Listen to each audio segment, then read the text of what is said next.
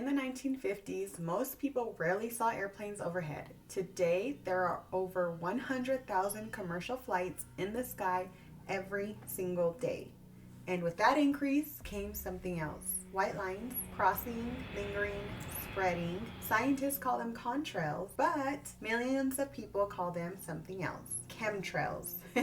So, how did a normal atmospheric phenomenon become one of the most debated conspiracy theories of the modern era? That's what we're unpacking today.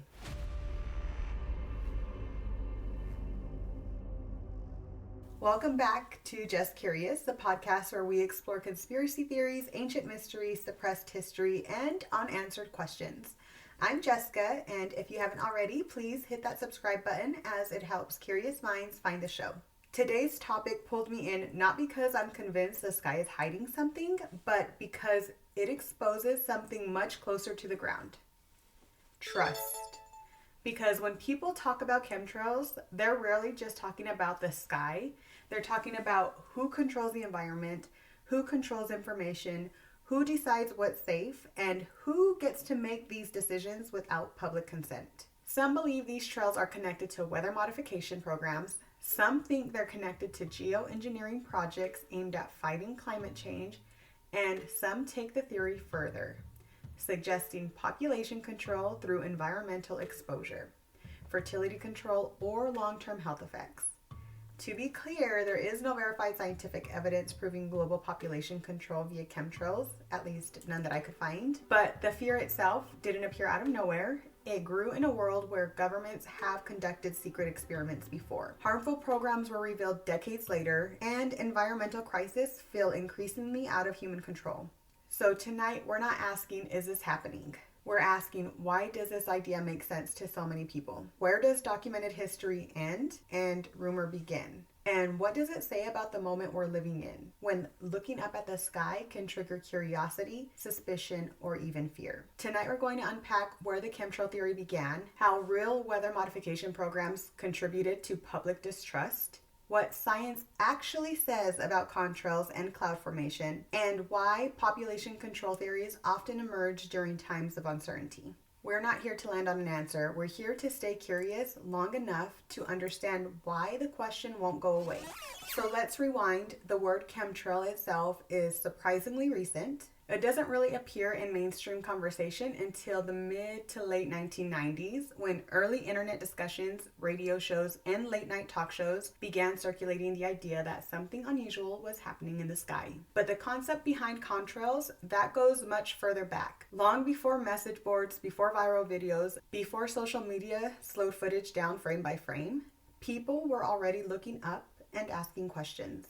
During World War II, something new appeared overhead.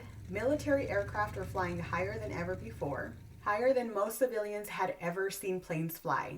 And behind them, stretching across the sky, were long white lines, sometimes thin and sharp, sometimes thick and slow expanding. These became known as condensation trails or contrails. At that time, very few people questioned them. The world was focused on survival. Cities were being bombed. There was little food. Entire generations were being sent to war. If the sky looked different back then, it's barely even registered. But behind the scenes, scientists and military planners were already thinking far beyond simple flight mechanics.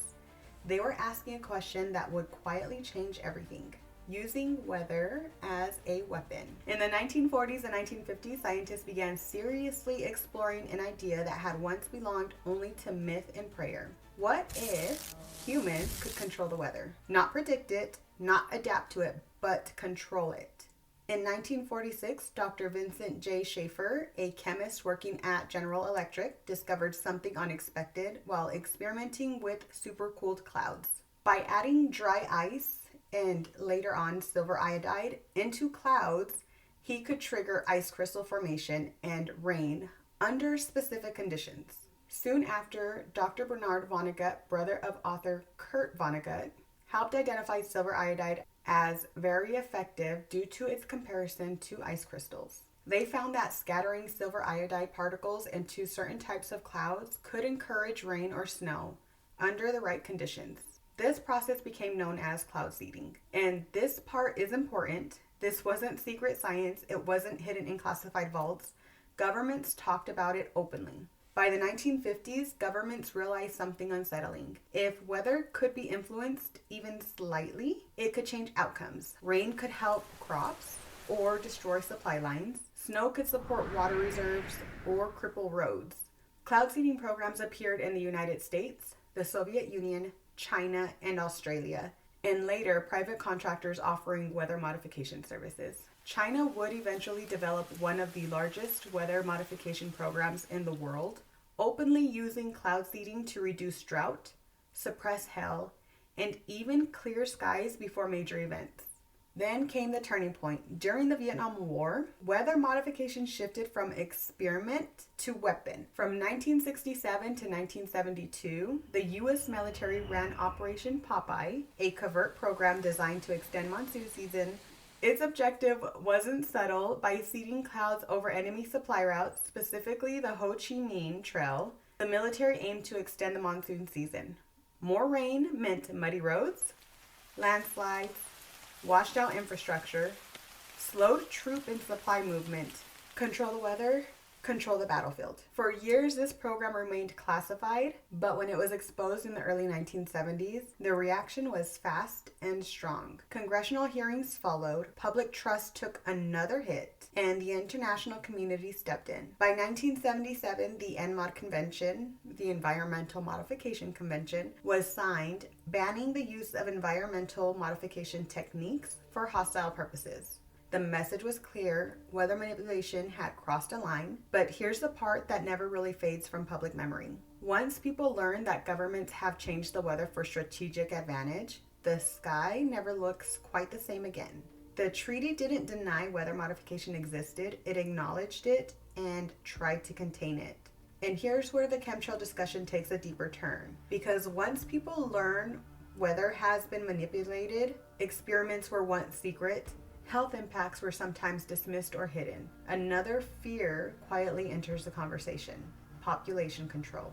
Not as a single program, but as a recurring anxiety throughout modern history. Throughout the 20th century, governments openly discussed overpopulation, supply shortage, and too many people for the world to support. Some policies crossed ethical lines. There's been forced sterilization in the US and overseas, eugenics movements supported by respected institutions, and chemical exposure scandals affecting certain communities. So when people today hear about airborne scattering, chemicals, environmental exposure, some connect those dots, fairly or not. The fear becomes, if the governments once believed population needed to be managed, what methods would they justify in a crisis?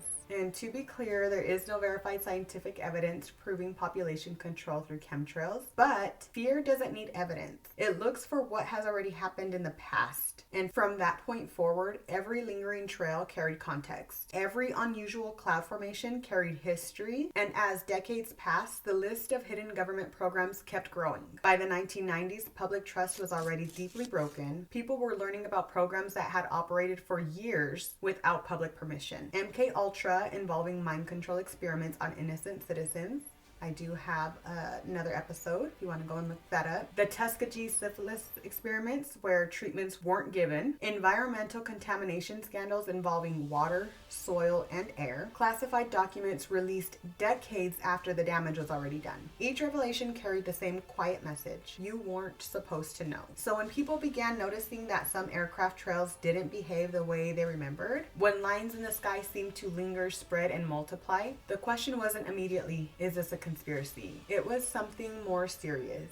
It was, what else don't we know? And once that question takes root, it doesn't stay kept to the sky. It spreads into organizations, into science, into authority itself, which is how a visual phenomenon, something as simple as a white line in the sky, became one of the most debated symbols of modern distrust. The chemtrail theory suggests that some aircrafts are dispersing chemicals into the atmosphere for weather manipulation, population control, climate engineering, or even psychological influence. Supporters often point to the number of trails, the grid-like patterns in the sky, more respiratory illnesses, and soil and water samples showing unusual elements. But let's go ahead and slow down because there are multiple explanations and they also matter. Scientists explain these trails as contrails, formed when hot exhaust meets cold, humid air. Atmospheric scientists point out that air traffic has increased a lot since the 1980s. Modern jet engines burn fuel differently. High altitude humidity changes more than people realize. And whether these lines disappear quickly or linger depends on a few things: temperature, humidity, and atmospheric pressure. Under certain conditions, contrails do spread, forming contrail-induced cirrus clouds. This isn't rumor, it's documented. NASA, NOAA, and independent atmospheric scientists have published a lot of research on this. And here's the key skeptical point. There is no evidence that aircrafts are secretly spraying harmful chemicals globally without detection by thousands of pilots, engineers, meteorologists, and independent labs. From this viewpoint, the sky hasn't changed because of secret programs. It's changed because flight increased from around a few thousand in the 1950s to around 35 million annually today.